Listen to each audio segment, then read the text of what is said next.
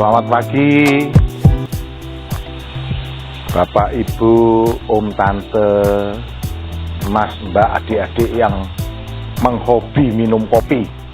Pagi ini kebetulan saya sedang berkunjung ke salah satu kebun kopi di Jawa Timur yang letaknya di Pegunungan Wonosalam. Tepatnya adalah daerah Panglungan yang ketinggiannya antara 600 sampai 850 meter dari permukaan laut, atau kalau orang teringat kalau ngomong ketinggian itu MDPL. Nah, kopi di sini rata-rata yang ditanam adalah kopi robusta, di mana cocok dengan ketinggiannya, serta memang bibit kopi ini sudah sepertinya dari zaman Belanda. Kita sebelum merdeka sudah mulai ditanam oleh petani-petani di sini, karena kopinya sudah tua-tua ini. Dan kemarin saya bertanya produktivitas kopinya bagus apa enggak, sekarang sudah mulai kurang bagus dan produksinya rendah. Akhirnya kita coba lihat bahwa petani Panglungan ini agak kreatif, sekarang mulai memotong cabang-cabang dan menimbulkan cabang baru, di mana tujuannya agar cabang-cabang baru ini bisa produktif dan maksimal, serta juga mencoba memutus cabang tua yang paling atas untuk disambung dengan cabang segar yang baru, yang kalau istilah pertanian namanya top walking. Jadi dipotong terus disambung. Supaya apa? Supaya produksi kopi tidak berhenti dan lebih maksimal. Memang kalau kita lihat sekarang produksi kopi dari perkebunan yang sudah tanaman kopinya tua-tua ini, kalau tidak diregenerasikan dengan konsep top walking atau sambung pucuk atau juga potong cabang sehingga keluar tunas-tunas stek baru, maka kemungkinan produktivitas akan terus menurun.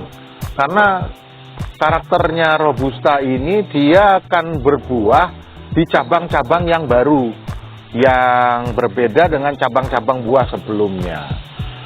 Dan yang paling bagus adalah kalau kita melihat kopi robusta, tanaman ini termasuk tanaman yang gampang tumbuh. Artinya kalau kita tanam dan kita garap dengan sederhana saja, dia tumbuh dan berbuah.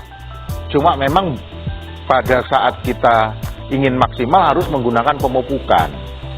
Dan mungkin pada zaman sebelum sekarang yang ada pilihannya pupuknya banyak, masyarakat tuh lebih banyak memupuk dengan pupuk-pupuk kimia, sehingga produktivitasnya itu pada saat tidak dipupuk lagi karena harga pupuk kimia mahal, jadi menurun, serta pencabangannya pun jadi sedikit.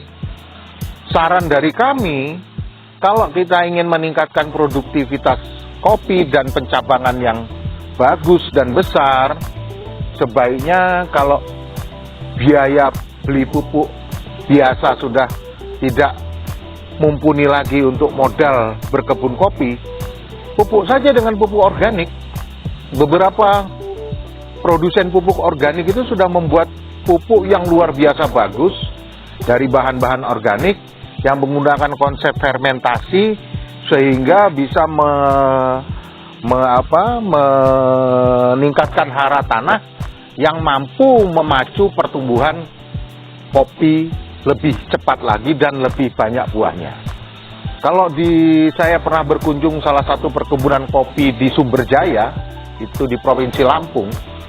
Robusta ini produktivitasnya dari yang dulu dipupuk organik setelah 1 tahun itu 2 kali lipat. Jadi satu pohon itu bisa 2 kali lebih banyak produksi buahnya daripada sebelum dipupuk organik. Dipacu juga dengan pertumbuhan cabang yang cepat dan pohon yang semakin tinggi. Menurut beberapa kalangan ahli pertanian, memang sebetulnya pupuk organik itu paling bagus karena dia tidak merusak tanah dan juga tidak mengeringkan area sekitarnya, malah menimbulkan unsur hara, sehingga tanaman-tanaman pelindungnya pun subur.